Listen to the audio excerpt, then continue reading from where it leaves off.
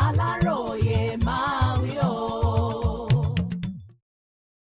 Ọlọ́pàá ti iléeṣẹ́ Àmọ̀tẹ́kùn pa lọ́sùn nítorí bí wọ́n ṣe pààyàn ní Akínlàlú. Ó kéré tán àwọn òṣìṣẹ́ ẹ̀ṣọ́ Àmọ̀tẹ́kùn ogun làwọn ọlọ́pàá ti fi páńpẹ́ ọba gbé báyìí látàrí ìṣekúpani tó ṣẹlẹ̀ nílùú Akínlàlú níjọba ìbílẹ̀ Àríwá Ifẹ̀ nípínlẹ̀ Ọ̀ṣun, ìyẹn lọ́gbọ̀n ọjọ́ oṣù kẹsàn-án ọdún yìí. Aláròyé gbọ́ wípé láti Àbújá ni àwọn ọlọ́pàá náà ti wá tí wọ́n sì fọwọ́ òfin mú àwọn Àmọ̀tẹ́kùn tí wọ́n bá nílé iṣẹ́ wọn tó wà ní Òkè Fíà nílùú Òṣogbo àti ní ọ́fíìsì wọn tó wà níjọba ìbílẹ̀ Àárín gbùngbùn Ifẹ̀ nílùú Ilé Ifẹ̀. Lẹ́yìn tí wọ́n kó wọn tán la gbọ́ wípé wọ́n ti ọ́fíìsì wọn méjèèjì pa lọ́sàn-án ọjọ́rú Wednesday ọjọ́ kẹjọ oṣù kẹwàá ọdún 2025.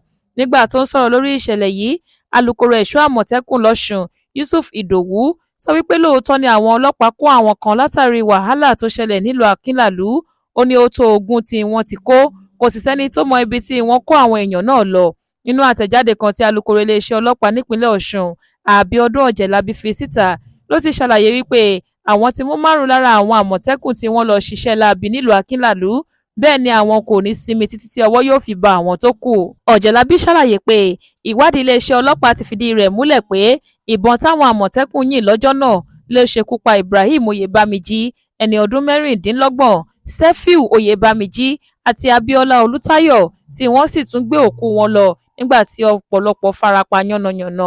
Ó ní gbogbo àwọn tí wọ́n farapa àtàwọn tíṣẹ̀lẹ̀ náà ṣojú wọn ni wọ́n sọ wípé àwọn dá gbogbo àwọn Àmọ̀tẹ́kùn tí wọ́n ṣiṣẹ́ náà mọ̀ tí àwọn bá rí wọn.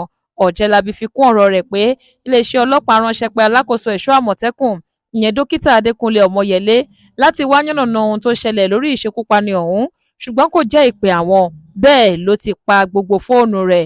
Ó ní ṣàdédé ni Ọmọyẹlé bọ́ sí orí ẹ̀rọ ayélujára lọ́jọ́ 6 oṣù kẹwàá tí a wà yìí pé àwọn agbébọn kan tí wọ́n da aṣọ bojú fẹ́ pa òun, eléyìí tí ìwádìí ti fi hàn wípé ṣe ló kàn fẹ́ lo ọgbọ́n èké láti fi bo òtítọ́ mọ́lẹ̀ kí ìdájọ́ òdodo má bàa wáyé fún àwọn tó faragbá nínú ìṣẹ̀lẹ̀ Akínlàlú ni.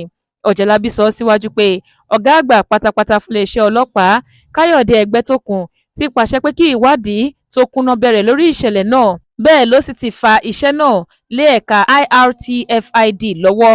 Iléeṣẹ́ ọlọ́pàá wá ké sí àwọn èèyàn ìpínlẹ̀ Ọ̀ṣun láti lọ́ọ́ fọkàn balẹ̀. Ó ní iléeṣẹ́ ọlọ́pàá kò fi ọ̀rọ̀ àlàáfíà àti ààbò ẹ̀mí wọn ṣeré rárá. Florence Babasola ló ṣe àkójọpọ̀ ìròyìn yìí fún ìkànnì Aláròyé Online TV.